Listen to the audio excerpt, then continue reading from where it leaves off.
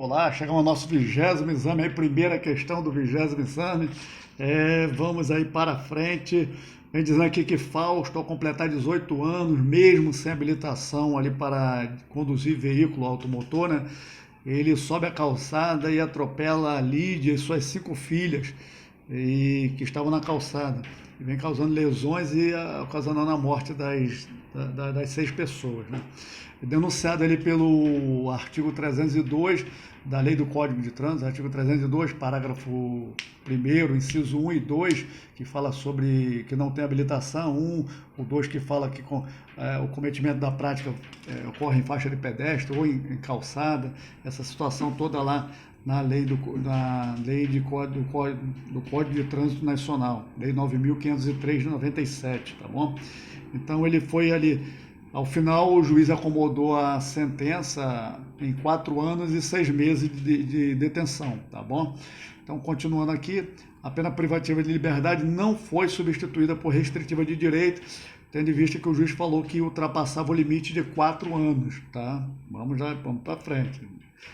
Aí ele deixou, o Fausto deixou de comparecer à última audiência designada, que seria exclusivamente ali para ouvir a sua sentença, a questão do seu interrogatório, aquela coisa toda, tá bom? E o juiz decretou, por ele não ter ido à audiência, decretou prisão preventiva, a prisão cautelar da preventiva, tá bom? Então vamos seguir aqui. A primeira pergunta vem: mantida a pena aplicada, é possível a substituição da pena privativa de liberdade e restritiva de direito? Tranquilamente. O que fala lá sobre a substituição, lá previsto no artigo 44 do Código Penal, fala que seria crimes dolosos, até 4 anos. Vamos dar uma lidinha lá no 44, rapidinho. 44 fala que as penas restritivas de direito são autônomas, né? E podendo, né, ser substituída por privativas de liberdade. Quando o inciso 1, aplicada as penas privativas de liberdade não superior a 4 anos. Aí ele aplicou a 4, o juiz falou que a pena dele acomodou em 4 anos e 6 meses, então o juiz entendeu que não poderia, mas seguindo no inciso que fala, ou qualquer que seja a pena aplicada se o crime for culposo.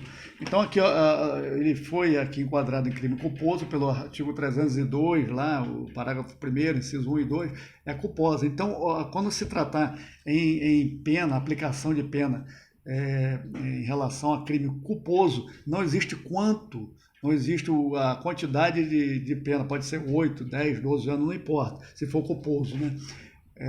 Então, pode sim realizar a substituição da pena restritiva de direito em liberdade. Então, o juiz equivocou aqui na situação da letra A. Então, poderia sim, tá bom?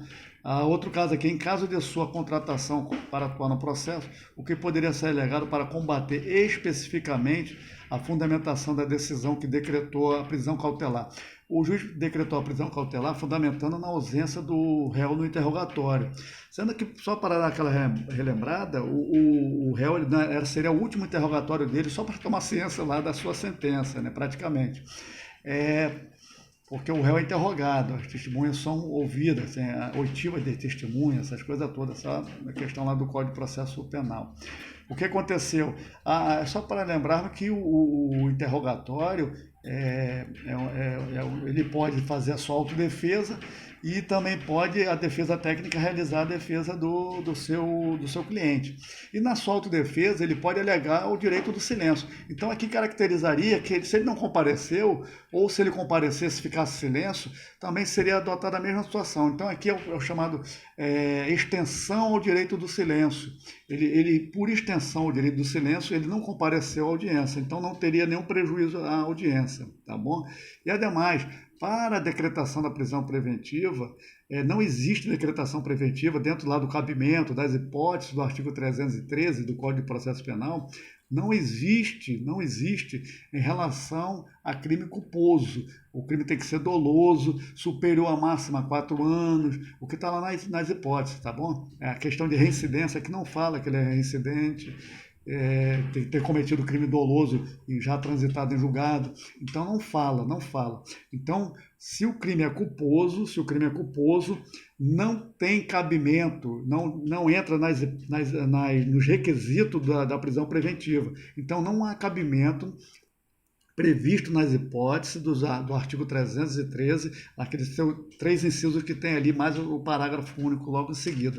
Então, não poderia o juiz realizar a decretação da prisão preventiva. Então, claramente, nesse sentido aí, o crime foi culposo, não tem cabimento ao crime culposo para a decretação da preventiva, tá bom? O interrogatório, conforme nós falamos, ele pode ficar calado, não se pode nem utilizar o direito do silêncio lá no tribunal do júri, que às vezes se o procurador ou o promotor alegar que ele está em silêncio e dizer aquela velha história, quem cala consente, não existe, não pode.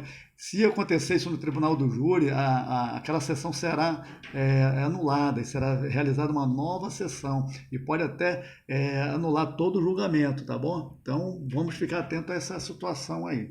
Então, a questão é bem tranquila, considerando. Só lembrando aqui, só voltando, a respeito dessa questão, questão 1, né? A questão 1 do nosso vídeo, já caiu aí questão da substituição, falando sobre substituição de pena privativa de liberdade em restritiva de direito, caiu no 28 também, nós vamos passar por lá, nós vamos chegar lá. E questão de prisão preventiva cai bastante. Falamos bem de preventiva aí no exame 16, na questão 4, e falamos também no exame 17, na questão 02. Cai bastante preventiva. Então temos que sabermos de qual ali. E lembrando que a preventiva mudou bastante também em relação à lei anticrimes, tá? Mas não vamos ainda misturar a questão da anticrime com o nosso exame 31. Tá? Fiquem com Deus aí, espero que tenham gostado. Gostou, dê um like, não gostou, dislike e bote ali nos comentários o motivo. Estamos sempre aqui para aprender e sempre com o coração aberto aí, com o peito aberto, para poder recebermos as críticas e que sejam construtivas essas críticas, tá bom? Um abração, valeu!